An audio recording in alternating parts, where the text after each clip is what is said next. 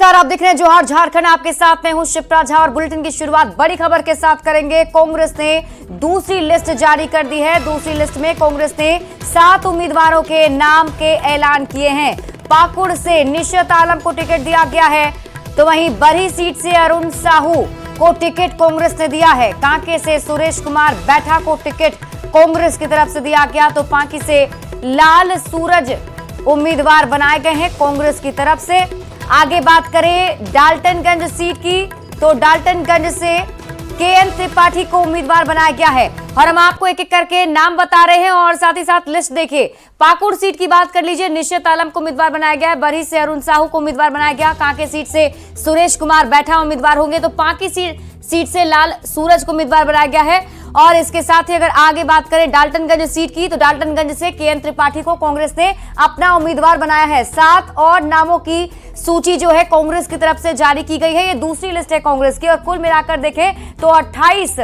सीटों पर कांग्रेस ने अपने उम्मीदवारों के नामों का ऐलान कर दिया है। न्यूज 18 संवाददाता अविनाश कुमार अधिक जानकारी के साथ जुड़ गए। अविनाश, इस लिस्ट को जो जारी किया गया है इसे कैसे देखा जाए? क्या कोई इसमें नया नाम या फिर उन्हीं पुराने लोगों पर भरोसा? नहीं, नया नाम जरूर है। अगर आप लिस्ट पर गौर करें तो नया नाम के तौर पर आपको यहाँ दिखेगा कि बरही से जो सिटिंग विधायक हैं कांग्रेस के, उमा शंकर अकेला, उनका टिकट कट गया है। और वहाँ अरुण साहू, जो कि पहले तिलेश्वर साहू जिनका मर्डर हो गया था, उनके ये पुत्र हैं और उनको ये मौका दिया गया है। इसके साथ साथ अगर आप देखें तो जो पूर्व मंत्री हैं आलमगीर आलम, जो अभी फिलहाल जेल में बंद है, उनकी पत्नी को निशित आलम को पाकुड़ से मौका दिया गया है। हालांकि उनके पुत्र को लेकर भी चर्चा बहुत दिनों से चल रही थी, लेकिन ऐसा हो नहीं सका। आपको याद होगा छतरपुर से जो राधा कृष्ण किशोर शामिल हुए हैं, अभी हाल में ही 2 दिन पहले वो कांग्रेस मुख्यालय पहुंचे थे शाम के वक्त। उन्होंने सदस्यता ली थी और उस वक्त उन्होंने कहा था कि कांग्रेस तो रिश्ता बहुत पुराना है। और अब कांग्रेस ने भी, अगर हम कहें, सामने से उस रिश्ते को निभा दिया है। छतरपुर से। ठीक है अविनाश, हमारे साथ आप बने रहिए। इसी बीच एक और बड़ी खबर पहले दर्शकों को बताते हैं, फिर मैं आपसे जुड़ूंगी। इसी बीच एक और बड़ी खबर आपको बता दें, विश्रामपुर सीट पर फ्रेंडली फाइट होती भी नजर आएगी, क्योंकि विश्रामपुर सीट पर इंडिया अलायंस के 2 उम्मीदवार सामने हैं। आरजेडी ने नरेश प्रसाद को यहां से टिकट दिया था, तो अब कांग्रेस की तरफ से सुधीर कुमार चंद्रवंशी को मैदान में उतार दिया गया है। तो इंडिया अलायंस के बीच ही फ्रेंडली फाइट देखने को मिलेगा। अविनाश, ये क्या हो रहा है? जिस तरीके से कहा जा रहा था मजबूती के साथ गठबंधन चुनाव में जाएगा और यहाँ एक सीट पर फ्रेंडली फाइट, एक दूसरे के खिलाफ ही लड़ेंगे। देखिए, ये कल ही इस बारे में अगर आप देखें, कांग्रेस के जो प्रभारी हैं गुलाम अहमद मीर ने स्पष्ट कर दिया था जब वो दिल्ली से रांची पहुंचे थे। और एयरपोर्ट पर जब हमने जब उनसे सवाल पूछा था, उसके जवाब में उन्होंने कहा था कि 2 ऐसी सीटें हैं जहाँ गठबंधन के जो दल हैं उनकी मजबूत दावेदारी है, तो वहाँ तीसरा फार्मूला तैयार करने की कोशिश चल रही है। और ये तीसरा फार्मूला सिर्फ और सिर्फ फ्रेंडली फाइट का ही हो सकता है। अब जो आंकड़े इंडिया गठबंधन के अंदर नजर आ रहे हैं, उस पर अगर आप गौर करें तो 42 सीटों पर 42 सीट पर जेएमएम सीधे तौर पर लड़ती हुई नजर आएगी। कांग्रेस 29 सीटों पर लड़ती हुई नजर आएगी, राजद 5, माले 3 और 2 ऐसी सीटें जो धनवार और विश्रामपुर की है, वहां आपको धनवार में जेएमएम और माले दोनों के उम्मीदवार होंगे और विश्रामपुर में राजद और कांग्रेस के उम्मीदवार मैदान में होंगे, जो फ्रेंडली फाइट के तौर पर ये कहा जा रहा है। और राजनीति में बताइए अविनाश, जबकि एक सीट का बहुत महत्व होता है हर एक चुनाव में, और यहाँ फ्रेंडली फाइट देखने को दोनों के बीच मिलने वाली है। खैर, ये गठबंधन की तरफ से फैसला लिया गया है, देखना होगा आगे क्या कुछ रिएक्शन सामने आता है। शुक्रिया इस अपडेट के लिए अविनाश। रांची का रण अब सज चुका है। दोनों ही मुख्य गठबंधन एनडीए और इंडिया अलायंस की ओर से योद्धा दंगल में उतर चुके हैं। रांची से बीजेपी ने एक बार फिर लगातार 6 बार के विधायक रहे सीपी सिंह पर भरोसा जता दिया, तो जेएमएम ने पिछली बार हार के बाद भी एक बार फिर से महुआ माझी पर दांव लगा दिया है। रांची में सभी सीटों पर बीजेपी प्रत्याशियों के नामांकन के बाद विशाल रोड शो भी किया गया, जिसमें झारखंड बीजेपी के चुनाव प्रभारी शिवराज सिंह चौहान सहित कई बड़े नेता शामिल हुए। और इस दौरान शिवराज सिंह चौहान ने हेमंत सरकार पर जमकर निशाना भी साधा।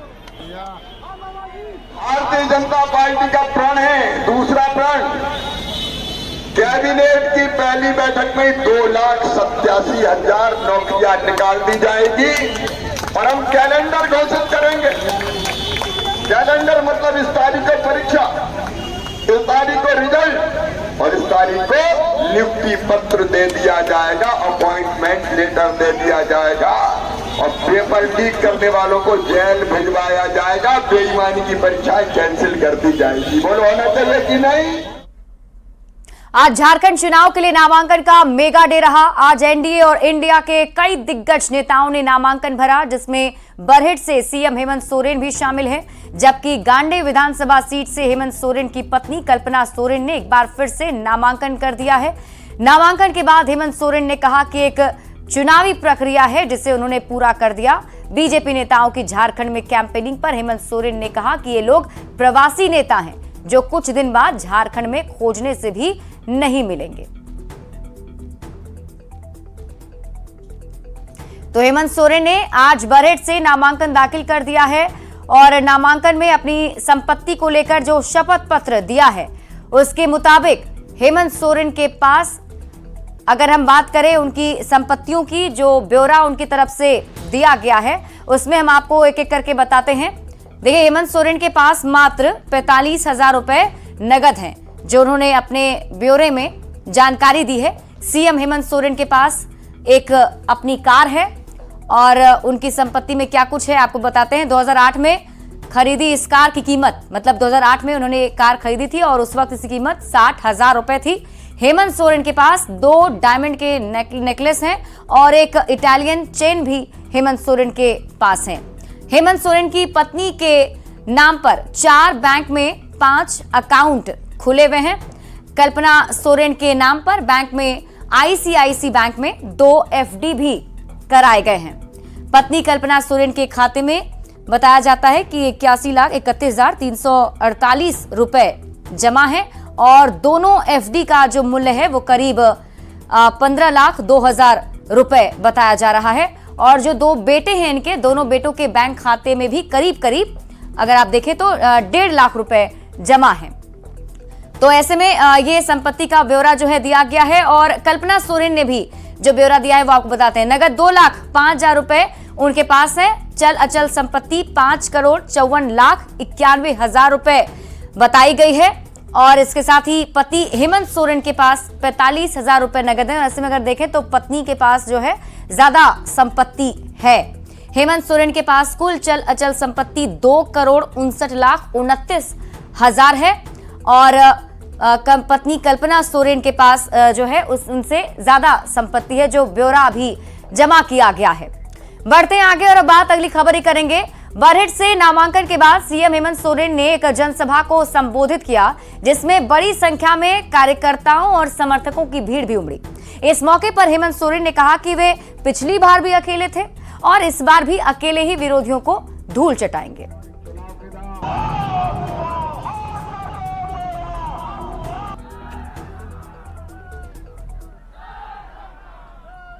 इस विधानसभा के कौन से पंचायत से लोग नहीं हैं। आज इसीलिए ये एक परंपरा है हमारा कि आज इनके बगैर हम नहीं, हमारे बगैर ये नहीं। क्या करेंगे जिस हाँ? अकेले हेमंत सोरेन जी विरोधियों के खिलाफ रणनीति कारगर बना रहे हैं। इससे पहले और कौन लड़ा था? उस समय भी हम अकेले ही लड़े थे। हाँ, उससे चिंता करने की बात नहीं है, उन लोगों को घूमने दीजिए। सर, तो सिर्फ बरहेट से लड़ेंगे कि कोई और भी? आप 2 जगह से लड़ते हैं सर, इस बार है? अच्छा, 2 जगह से पहले लड़े थे, भूल गए थे। देखते हैं क्या होगा, चिंता मत। मुख्यमंत्री के बाद अब नेता प्रतिपक्ष अमर बाउरी की बात करते हैं। बीजेपी प्रत्याशी अमर बाउरी ने भी चंदन कियारी से तीसरी बार नामांकन कर दिया है। नामांकन के बाद अमर बाउरी ने कहा कि चंदन कियारी की जनता के सामने मौका है बीजेपी की जीत की हैट्रिक लगाने का और विरोधियों की हार की भी हैट्रिक लगाने का। अमर बाउरी ने कहा कि जनता के आशीर्वाद से इस भ्रष्टाचारी सरकार को उखाड़ फेंकेंगे। अच्छाई की उम्मीद है, सर्वश्रेष्ठ प्रदर्शन की उम्मीद है चंदन कियारी सहित पूरे झारखंड में एक ऐसी जन सरोकार की सरकार बनाने की जिसके माध्यम से इस भ्रष्टाचारी सरकार को हम उखाड़ फेंकेंगे। जीत का आशीर्वाद लेने के लिए जाएंगे चंदन कारी के जनता के पास यह मौका है हैट्रिक लगाने का, जीत का हैट्रिक लगाने का, हार का हैट्रिक लगाने का। कि इन्होंने एक एक ऐसे ज्वलंत मुद्दा को 5 वर्षों में, आप लोगों ने देखे कि झारखंड अलग हुए लगभग 20 वर्षों में चला, 22 वर्ष, किसी ने इस तरह से जोरदार तरीके से, आज तक विपक्ष के नेता बहुत हुए होंगे मगर इनके जैसा नेता, जुझारू प्रखर नेता जो एकदम निडर होकर जनता के हर समस्या को विधानसभा में उठाने का काम किया। तो झारखंड की राजनीति में आज नामांकन का दिन रहा और बड़े पैमाने पर नेताओं ने नामांकन किया है, जिसमें कई दिग्गज भी एक बार फिर अपनी सियासी किस्मत आजमाने के लिए उतरे हुए हैं। एक साथ 8 प्रत्याशियों के नामांकन की तस्वीरें आपके टीवी स्क्रीन पर आपको दिखा रहे हैं, जिसमें सबसे पहली तस्वीर जो आप देख रहे हैं वो गीता कोड़ा की, भानु प्रताप शाही बीजेपी के उम्मीदवार और जय कुमार भी धनवार गिरिडीह से जो उम्मीदवार बनाए गए हैं, उनकी तरफ से राजकुमार यादव CPI-ML से उन्होंने आज नामांकन दाखिल किया। और सिसई गुमला की अगर हम बात कर लें तो यहाँ से अरुण उरांव बीजेपी के उम्मीदवार बनाए गए हैं, उन्होंने नामांकन दाखिल कर लिया है। रांची विधानसभा सीट पर इस बार दिलचस्प लड़ाई होने वाली है। एक तरफ बीजेपी के दिग्गज और 6 बार के विधायक सह पूर्व मंत्री CP सिंह हैं, तो दूसरी तरफ JMM से मौजूदा राज्यसभा सांसद महुआ माझी हैं। 13 नवंबर को रांची सीट के लिए मतदान होना है, जिसके लिए दोनों ने ही आज नामांकन कर दिया है, जिनकी तस्वीरें हम आपको दिखा रहे हैं। नामांकन के बाद दोनों नेताओं ने जनता से जीत का आशीर्वाद भी मांगा। CP सिंह ने जहां हेमंत सरकार को उखाड़ फेंकने की बात कही, तो वहीं महुआ माझी ने विकास की रफ्तार को और आगे बढ़ाने का भरोसा दिलाया है। झारखंड के अस्मिता को बचाना है, झारखंड के रोटी बेटी और माटी को बचाना है, तो भारतीय जनता पार्टी को वोट दे, ताकि झारखंड से ठगबंधन की सरकार को हटाया जा सके और झारखंड की अस्मिता को बचाया जा सके। रांची वासियों को हम लोग एक मेट्रो सिटी का सुख देना चाहते हैं। विगत 30 वर्षों से उन्होंने अपने जनप्रतिनिधियों को चुना, लेकिन रांची की जो स्थिति है उसे देखकर नहीं लगता कि ये राजधानी है। मुझे एक बार मौका दीजिए, मैं आप लोगों की हर समस्या से आपको निजात दिलाने का प्रयास करूंगी। झारखंड विधानसभा के अध्यक्ष और नाला से JMM प्रत्याशी रविंद्रनाथ महतो ने नामांकन कर दिया है। नामांकन दाखिल करने के बाद रविंद्रनाथ महतो ने कहा कि नाला सीट से चुनाव वे नहीं, यहां की जनता लड़ रही है और उनकी जीत तय है। रविंद्रनाथ महतो ने अपनी जीत का भरोसा जताया और एक बार फिर से झारखंड में हेमंत सोरेन के नेतृत्व में सरकार बनने की उम्मीद जताई है। जो रैयत है, नाला के जो टैलेंट है, वो चुनाव लड़ेंगे। हम उनके सांकेतिक प्रतिनिधि के तौर पर उनके साथ हैं कि आज हमारे पास रत्न गर्भा धरित्री के लोग होने के बावजूद भी हमारे ललाट में दरिद्रता लिखा हुआ है। आखिर इसके पीछे क्या कारण है, इसी को तो ढूंढना है और हम लोगों ने इस ओर अग्रसर हो चुका है। हमारे आदरणीय युवा मुख्यमंत्री इस आर्थिक कमजोरी को पाटने का प्रयास कर रहे हैं। तो रविंद्रनाथ महतो को JMM ने उम्मीदवार बनाया है। हम आपको इनके बारे में बताते हैं। रविंद्रनाथ महतो JMM पार्टी से उम्मीदवार बनाए गए हैं। नाला सीट विधानसभा जामताड़ा पड़ता है। इनकी उम्र 65 वर्ष है और शिक्षा की बात करें तो BSc हैं भागलपुर यूनिवर्सिटी से और इसके साथ ही डॉक्टर ऑफ फिलॉसफी भी इन्होंने सोशल वर्क भी किया है। और संपत्ति की अगर बात की जाए तो इनके पास जो संपत्ति है वो करीब 10,57,600 रुपए है। इनकी पत्नी के पास जो संपत्ति है उसका ब्यौरा है 5,83,030 रुपए। आपराधिक मामले इन पर एक भी नहीं है। और देखिए, संथाल में भी सियासी संग्राम छिड़ चुका है। घाटशिला सीट से पूर्व CM चंपाई सोरेन के बेटे बाबूलाल सोरेन ने बीजेपी से पर्चा भर दिया है, जबकि बहरागोड़ा सीट से बीजेपी के डॉक्टर दिनेशानंद गोस्वामी ने नामांकन किया। तो बहरागोड़ा से ही JMM के समीर मोहंती ने भी पर्चा भर दिया है, जिसके बाद ये सभी नेता अब जनता के बीच जाकर वोट मांगना शुरू कर चुके हैं। बीजेपी नेताओं के नामांकन में सांसद दीपक प्रकाश, पूर्व CM चंपाई सोरेन जैसे दिग्गज शामिल हुए। नामांकन के बाद सभी अपनी अपनी जीत के दावे करते नजर आए। में अपना समर्थन और आशीर्वाद देने के लिए आए हैं। इस बात का परिचायक है कि झारखंड मुक्ति मोर्चा जा रही है और भाजपा आ रही है। लोग झारखंड मुक्ति मोर्चा के वर्तमान विधायक और सरकार से तंग आ चुके हैं। अरे जनता का तैयारी है, हम एको गाड़ी किए नहीं, हम आके तज्जुब हो गए कि इतना गाड़ी इतना आदमी कहाँ से आ गया है। यही शुभ लक्षण, इसी से पता चल रहा कि भाई जनता क्या करेगा। कुणाल सारंगी हम लोग का साथ आ गया है, दुगुना ताकत के साथ हम लोग आए हैं। पूरा बौड़ागोड़ा घाटशिला का जनता पूरा समर्थन दे दिया। भारतीय जनता पार्टी का दोनों उम्मीदवार विजय सुनिश्चित है। और ये जो चुनाव है परिवर्तन के लिए चुनाव है, और ये जो सत्ता में जो है सिर्फ भ्रष्टाचार किया है। जहाँ ही कांग्रेस का साथ कोई भी गठबंधन किया है वो कभी उस राज भला नहीं हुआ है। झारखंड विधानसभा का चुनाव अब नामांकन के रास्ते दंगल की ओर बढ़ चला है। उम्मीदवार जैसे जैसे नामांकन करते जा रहे हैं, चौक चौराहों पर चर्चा भी तेज होती जा रही है।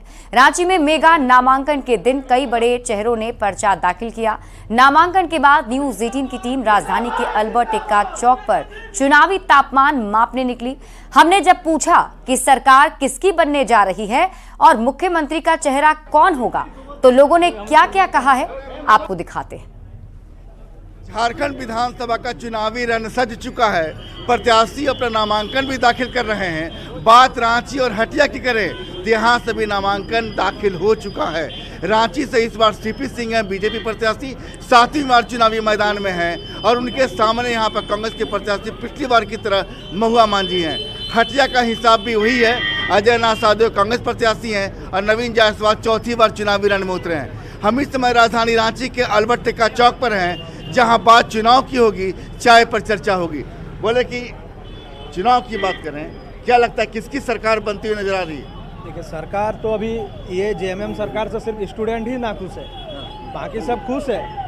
इनके जो योजनाएं हैं लगभग सब कोई खुश है, लेकिन हम लोग के जैसे स्टूडेंट ही नाखुश है। भाई जो अभी है भाई कौन?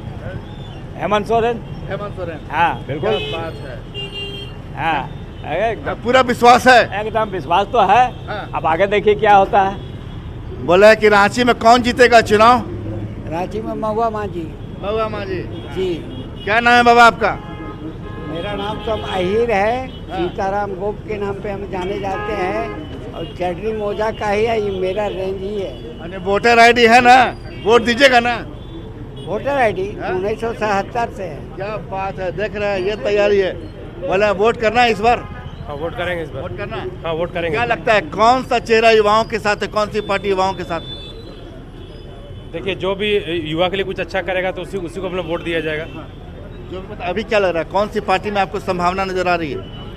हमको तो लग रहा है बीजेपी आएगी तो अच्छा होगा, क्योंकि हम लोग हेमंत सोरेन को लाने के पीछे यही कारण था कि कुछ वो विकास करेंगे, यूथ के लिए कुछ अच्छा करेंगे, लेकिन वो मतलब वो फेल रहा। गाँव की राय है, देखिए चाय पर बात हो जाए, किसकी सरकार बनती हुई नजर आ रही है झारखंड में? झारखंड में इस बार तो बीजेपी ही आएगा। क्यों? हेमंत सोरेन तो बढ़िया काम कर रहे हैं। नहीं, कोई बढ़िया काम नहीं हो सकता। सबका ऐसे सुनने में बिजली माफ हुआ था, नहीं कि गलत है, बिजली माफ नहीं करना चाहिए। चाय की बिक्री बढ़ गई है, ठंड आ गई है। चाय की बिक्री बढ़ गई है। चाय का बिक्री पहले से बढ़ा हुआ। तो देख रहे हैं कि यहाँ पर तमाम लोग हैं। वोट दोगे इस बार? नहीं, मैं यहाँ से नहीं हूँ, मैं बोकारो से हूँ। तो क्या लग रहा है कि मुख्यमंत्री का चेहरा कौन होगा? देखिए, बीजेपी होगा मेरे अकॉर्डिंग तो। हाँ। तो अलग अलग लोगों की राय है। युवा साफ मानते हैं कि मिली जुली राय है कि सरकार जिसकी भी बने, झारखंड का विकास होना चाहिए। कुल मिलाकर इस बार चुनाव को लेकर राजधानी रांची की बात करें, तमाम शहरों की बात करें, हर जगह उत्साह नजर आ रहा है। कैमरामैन संजीत तिवारी के साथ संजय कुमार सिन्हा, न्यूज 18 रांची। रामगढ़ के बड़का गांव से कांग्रेस उम्मीदवार अंबा प्रसाद ने जुलूस और गाजे बाजे के साथ अनुमंडल कार्यालय में नामांकन का पर्चा दाखिल किया। इस दौरान उनके पिता और पूर्व मंत्री योगेंद्र साहू, पूर्व विधायक निर्मला देवी और जेएमएम केंद्रीय सचिव संजीव बेदिया मौजूद रहे। अंबा प्रसाद ने कहा कि 5 सालों तक जनता के बीच रहकर उनके अधिकार के लिए लड़ती रही हूं, अब जनता ही रिपोर्ट कार्ड देगी। देखिए, हम लोग चुनाव अलग से तैयारी नहीं कर रहे हैं, क्योंकि शुरू से ही हम लोग रात दिन एक किए हैं। क्षेत्र में लोगों के साथ भावनात्मक रूप से जुड़ चुके हैं। अब ये रिश्ता कोई तोड़ नहीं सकता है, चाहे कुछ भी हो जाए। और जीत तो अब जनता तय करेगी। जनता के हाथ में रिपोर्ट कार्ड है मेरा। हम तो स्टूडेंट हैं, हम तो परीक्षा देने वाले खुद सर्टिफिकेट नहीं देते हैं। रामगढ़ के बड़का गांव से कांग्रेस उम्मीदवार अंबा प्रसाद ने नामांकन दाखिल किया और नामांकन के दौरान पूर्व मंत्री योगेंद्र साव ने अंबा प्रसाद की जीत का दावा किया और बीजेपी पर तंज कसते हुए कहा कि बड़का गांव में सीआर शेर का खाल पहनकर सामने आया है। बीजेपी में एक से बढ़कर एक नेता थे, उन्हें मौका ना देकर बीजेपी ने बोरो प्लेयर लाकर अपना उम्मीदवार बनाया है। दूसरे दल के आंसू वाले चोला बदले और सीआर जो है सो शेर का खाल पहना है, लेकिन जनता सब जान रही है कि वो शेर नहीं सीआर है। केला सड़ चुका था इसलिए वो दूसरा चोला पहना है और चोला से काम बनने वाला नहीं है और अंबा प्रसाद के तोड़ वहां बड़का गांव में कोई नहीं है। पलामू में विधानसभा चुनाव को लेकर आज 5वें दिन कई नेताओं ने नामांकन दाखिल कर लिया और इस बीच भोजपुरी फिल्म निरहुआ रिक्शा वाला की तरह निर्दलीय उम्मीदवार विनय सिंह दांगी रिक्शा चलाकर नामांकन दाखिल करने पहुंचे, जो लोगों के लिए आकर्षण का केंद्र बना रहा। रिक्शा हमने चलाए हैं और रिक्शा यही डाल्टनगंज में जब मेरे यहाँ खाने के लिए नहीं था तभी हम रिक्शा चलाकर और फिर धीरे धीरे प्रयास कर साइकिल दुकान की है। इसके बाद जो है कि गाड़ी ट्रक का पंचर बनाते हैं और इसके बाद जो है कि मोटरसाइकिल भी थोड़ा बना लेते हैं, सर्विसिंग करते हैं। और यहाँ रुक एक छोटे से ब्रेक के लिए जल्द लौटते हैं वापस।